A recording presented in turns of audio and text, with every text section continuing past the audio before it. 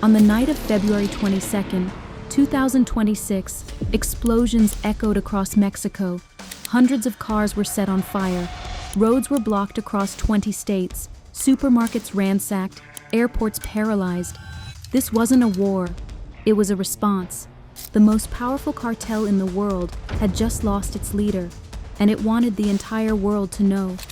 In part 1, we told you how the Jalisco New Generation Cartel was born.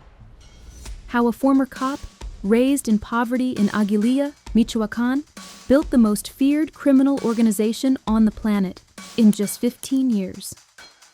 Today, in part 2, how the CJNG conquered the world, and what happens now that its founder is dead.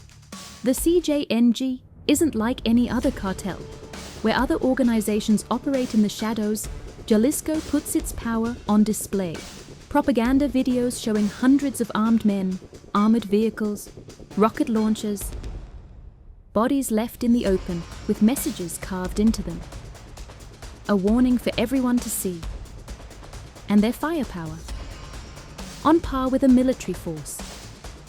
In 2015, during a government operation in Jalisco State, the cartel shot down a military helicopter with a rocket-propelled grenade. 9 soldiers killed. The Mexican government humiliated. That day, the world understood. The CJNG was playing a completely different game. Between 15,000 and 30,000 members. Methamphetamine labs spread across the entire country. An estimated revenue of over $12 billion a year. And their expansion model, a criminal franchise.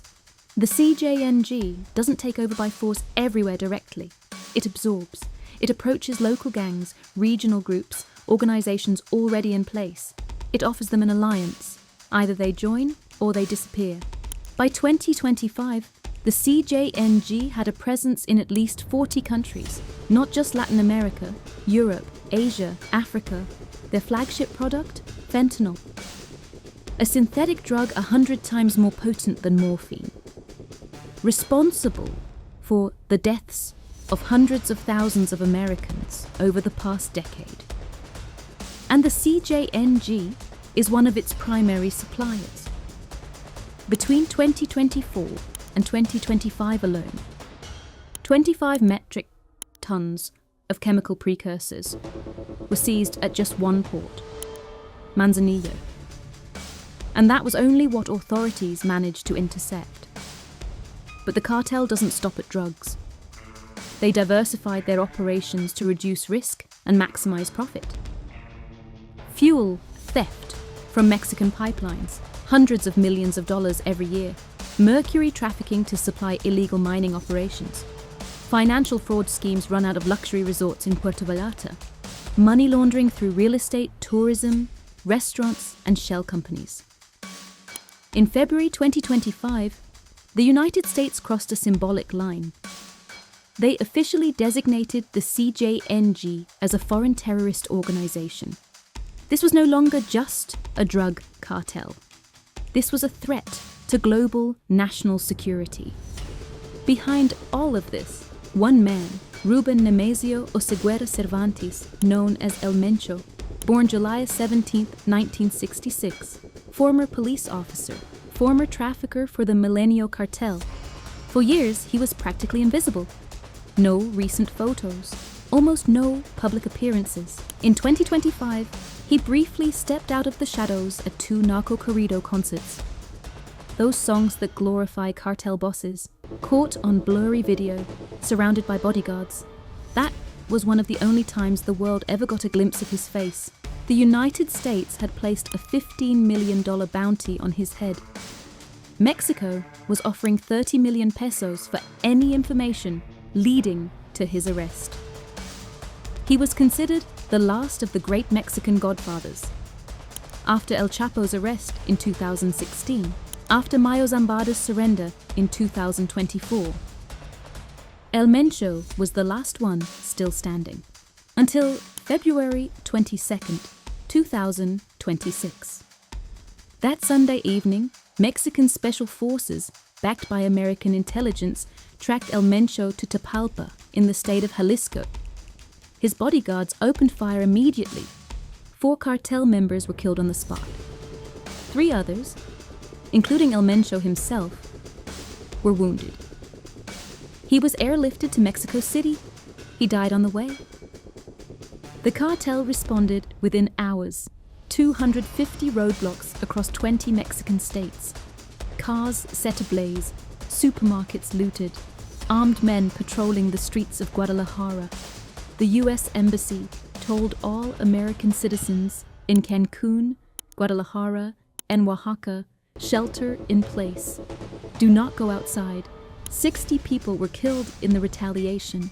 On March 2nd, 2026, El Mencho was buried in a golden casket at the Recinto de la Paz cemetery in Zapopan, Jalisco. Floral arrangements shaped like roosters, a nod to his love of cockfighting, were carried in by his family. Hundreds of masked mourners attended the ceremony. The National Guard was deployed to prevent further violence. The real question everyone is asking right now: does El Mencho's death mean the end of the CJNG? Experts are unanimous. No. The CJNG was never built to depend on one single person, its franchise structure, its autonomous regional cells, its alliances spanning 40 countries. All of that keeps running. Lieutenants are already positioned to take over. Names like Julio Alberto Castillo Rodriguez, Audias Flores Silva, and Hugo Mendoza Gaitan are already circulating among intelligence analysts. What may change is the nature of the organization itself. Less centralized, more fragmented, potentially more violent in the internal power struggle for control. History has shown us this before, with the Zetas, with the Sinaloa Cartel after El Chapo. When a godfather falls, the organization doesn't collapse. It restructures, it mutates. The Jalisco New Generation Cartel started as a band of outcasts trying to survive in the shadow of the Sinaloa Cartel. 15 years later, it became the most powerful and most feared criminal organization on the planet. El Mencho is dead. But the empire he built, still standing. And Mexico is still burning. If this video taught you something, subscribe for part 3. We're going to dive into the wars the CJNG is still fighting today. Nen usustiti emot uretetisam, and what that means for the rest of the world. Nen stadi ein steinthus